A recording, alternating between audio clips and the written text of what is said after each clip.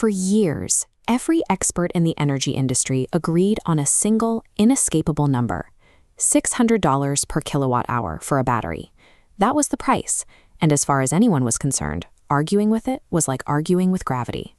Then, one engineer walked away from those experts to look at the problem backward. He pulled a battery apart in his head, piece by piece. He wanted to see what was actually sitting at the bottom, where there is no opinion left to argue with. The list is surprisingly short: cobalt, nickel, aluminum, carbon. This chart shows the underlying reality. If you took those raw elements and bought them directly on the open metal market, they wouldn't cost $600. They would cost just $80. The metals were exactly the same. The physics were the same. The only thing that changed was the kind of thinking aimed at the problem.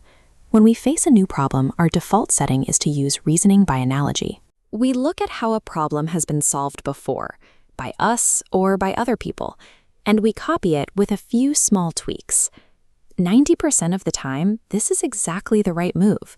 It's fast, saves mental energy, and it rarely blows up in your face because you're walking a path that is already proven. But when you copy the shape of an existing answer, you also inherit everything hiding inside it. You absorb the wrong guesses, the lazy habits, and the uninspected markups without ever realizing it. By relying on analogy, you guarantee that the absolute best you can do is stay a half step ahead of the pack, trapped under an invisible ceiling, pointed wherever they were already pointed. The alternative is an idea first described by Aristotle, known as first principles thinking. You boil a problem down to the things you are absolutely sure are true, the raw facts that no longer rely on human opinion, and then you build your answer back up from there, one verified brick at a time. Which raises a rather uncomfortable question. If this method works so well, why did an entire industry of highly trained battery experts completely miss the $80 reality sitting right underneath them? The answer is a psychological trap called the Einstein effect, first documented in a 1942 experiment involving people measuring water with different-sized jars. Researchers taught a group of subjects a long, complex pouring rhythm to solve a sequence of puzzles. When they gave that group a new puzzle, one with a glaringly obvious single-step shortcut, the trained group couldn't see it. They kept grinding through the long formula they'd memorized. The very thing that makes someone an expert, their accumulated experience, can carve deep mental ruts. The brain stops searching for a better way because the old way works well enough.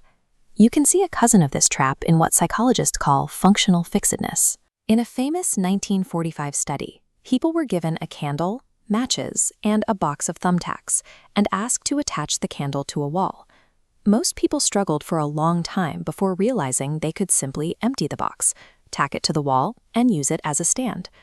Because the box arrived holding tacks, their minds labeled it container, completely blinding them to the possibility that it could be a shelf. These familiar labels blind us in high-stakes environments too.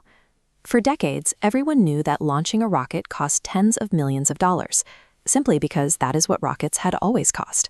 But if you point first principles thinking at aerospace, you strip away those legacy costs and ask what a rocket is actually made of. You get aerospace-grade aluminum alloys, titanium, copper, and carbon fiber. When priced out on the commodity market, those materials account for barely 2% of the final price tag. The remaining 98% was just inherited habit. By ditching the traditional supply chain, starting from scratch, and building strictly from those raw materials, the cost of reaching orbit dropped off a cliff. This exact same trap dictates the walls in your ordinary life, the budget that won't work, the schedule that won't bend, or the career path you think you are locked into are often just uninspected habits you absorbed from the people around you. To break out of that autopilot, you can use a method called Socratic questioning. You take a belief you are holding and you aggressively push on it. You ask for the evidence, figure out exactly what you are assuming without proof, and see if it wobbles. Then you combine that with the 5 whys.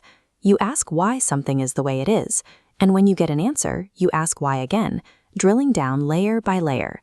These tools force you to reject the first comfortable explanation you hear. You keep digging until you strike the raw, undeniable facts at the bottom, where the real answer has been waiting the whole time.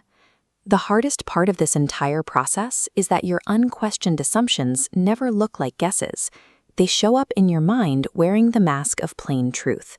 That is why the physicist Richard Feynman built his entire approach around a strict rule of intellectual honesty. He said, the first principle is that you must not fool yourself, and you are the easiest person to fool. The obstacles blocking your way right now are mostly walls you accepted without ever walking up and inspecting them.